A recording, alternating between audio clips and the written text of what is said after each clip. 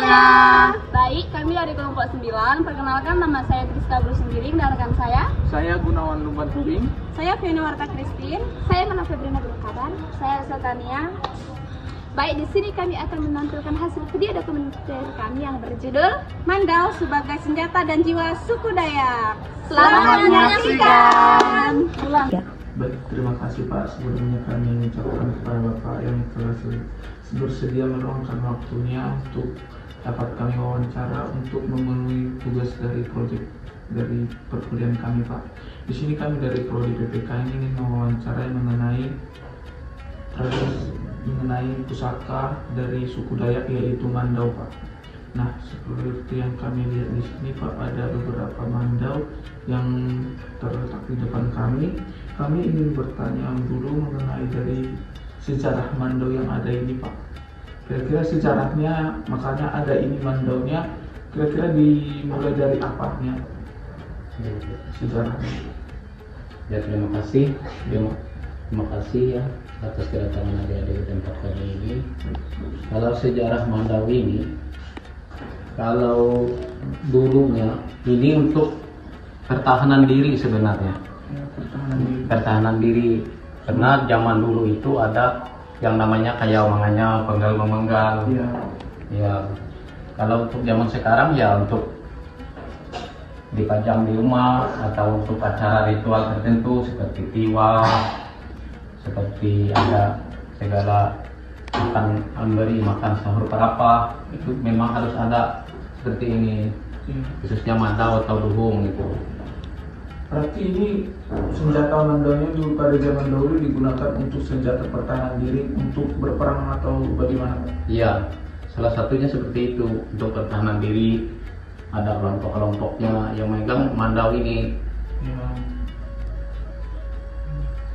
Berarti itu merupakan dari sejarah dibentuknya mandau ini Pak, untuk melatar belakangi dari pertahanan diri saja, ataukah mandau ini digunakan untuk dalam bidang pertanian atau dalam kehidupan sehari-hari? Kalau mandau ini tidak boleh digunakan untuk pertanian. Ini namanya senjata pusaka untuk orang Dayak sendiri. Kalau untuk pertanian lain halnya lagi, ada alatnya. Kalau mandau ini nggak boleh digunakan secara sembarangan. Ini kan sakral menurut. Ini adalah jati diri kami orang Dayak. Bahwa orang Dayak itu nggak orang Dayak namanya kalau nggak punya mandau. Berarti ini merupakan dari pusakanya ya Pak? Iya, pusaka kami orang Dayak. Identitas kami orang Dayak. Jati diri kami sebenarnya mandau ini. Seperti hal segala polisi kan ada senjatanya juga. Sama halnya kami orang Dayak. Salah satunya mandau, atau duhung, tombak, semua ada. Nah, selanjutnya kami ingin bertanya mengenai proses pembuatannya Pak. Kira-kira untuk pembuatan ini yang diperlukan apa aja dan berapa lama cara pembuatannya Pak? Kalau proses pembuatannya ini kita pilih besi yang bagus. Dari besi yang bagus di tempat ada yang namanya di sini namanya nasal namanya. Nasal. Kalau Iya. nasal itu apa Pak? Nasal untuk proses pembuatan bilah mandau itu sendiri. Oh iya. Ya, sudah selesai pembuatan mandau. Matanya itu paling enggak 3 atau 4 hari pembuatan bilah mandaunya. Setelah terjadi proses pembuatan bilah mandaunya, baru gagangnya atau sarungnya. Gagangnya sarungnya. Iya. Salah satunya ya seperti ini, ada ukiran, ada motif-motif tertentu, motif-motif yang tertentu yang ada di mandau ini sendiri itu enggak sembarangan. Itu ada filosofinya masing-masing yang ada di mandau ini. Kalau untuk pembuatan ini memerlukan beberapa hari Pak, beberapa waktu pembuatannya. Kalau proses pembuatannya dari mulai bikin bilah sampai dia selesai seperti ini memakan waktu sampai setengah bulan biasanya. Setengah bulan ya? Iya. Berarti untuk setengah bulan hanya dapat menghasilkan Satu bilah mandau. Satu set seperti ini. Kalau pada saat ini Bapak mengoleksi mandau ini ada berapa sekarang Pak?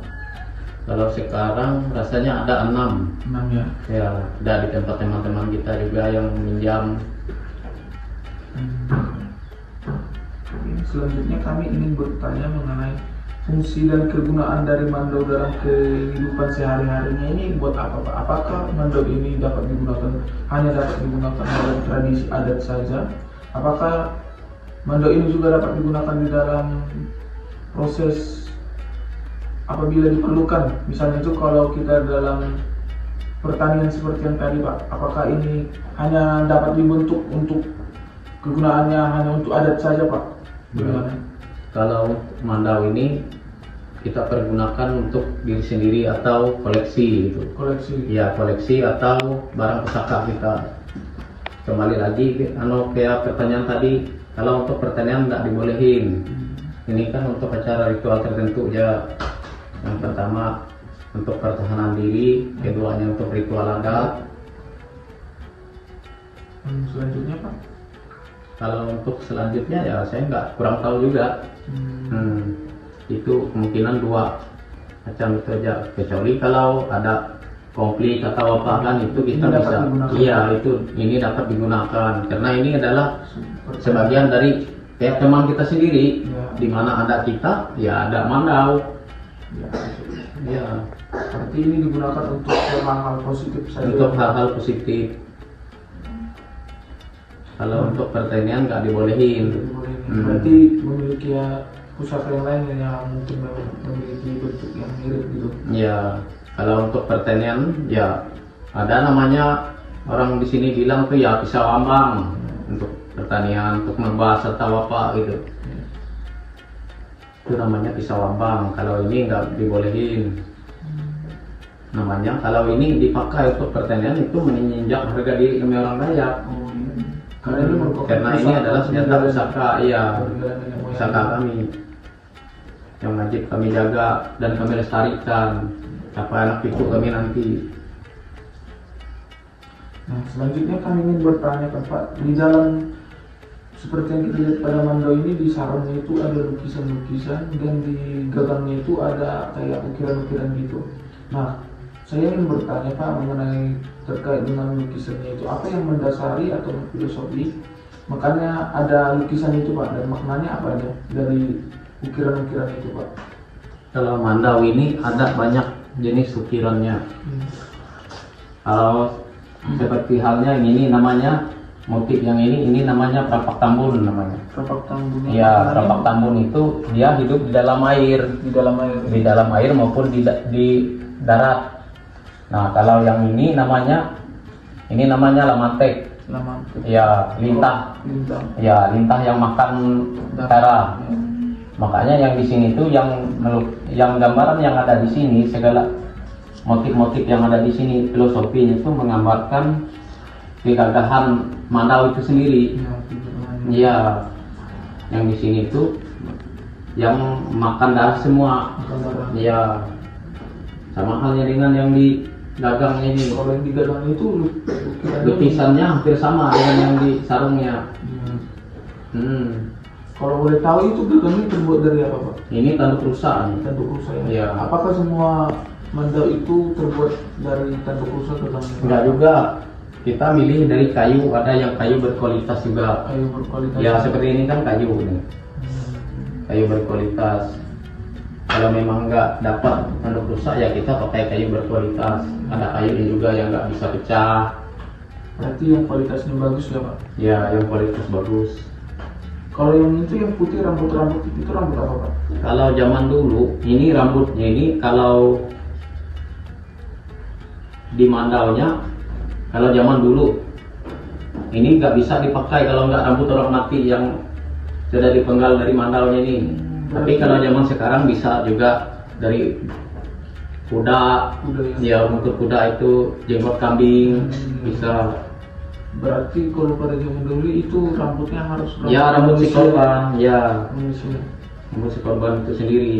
Makanya sejak mandau itu ada penunggunya, ada juga yang tidur di situ gitu. Kayak model kodamnya.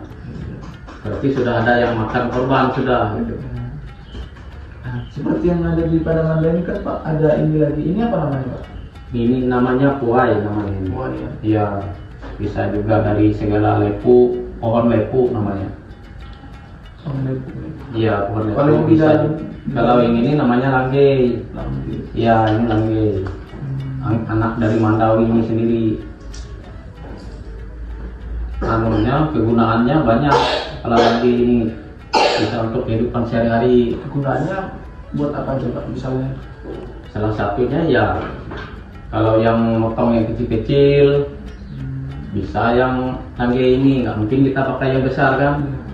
Berarti langge ini juga seperti mandau ya, kayak pisau juga ya? Iya, fungsinya, tapi matanya kecil ya.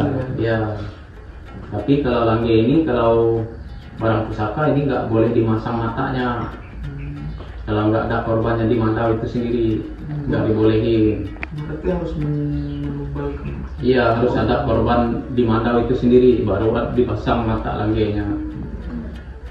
Kalau ini apa ya Pak? Dari ini. Ini namanya tali. Tali ini ada berbagai macam juga. Ada yang seperti ini namanya buhul kunci namanya. Ya seperti itu. Ada buhul kunci. Ini ada juga yang kayak gini talinya. Kalau ini dari bahan apa? Itu tergantung kita aja, bisa dari tulang, bisa dari batu. Ukuran-ukuran mandau ini biasanya menyesuaikan atau memiliki satu ukuran saja?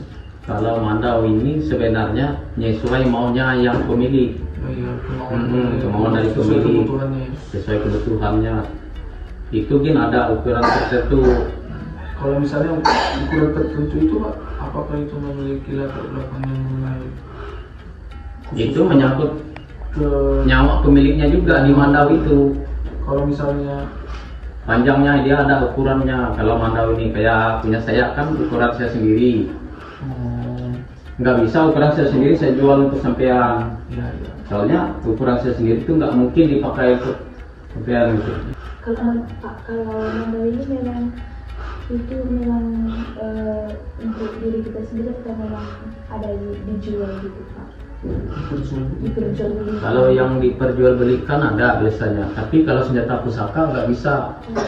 Senjata pusaka ini kalau saya ini nanti saya sudah nggak ada gitu, itu anak saya lagi yang megang.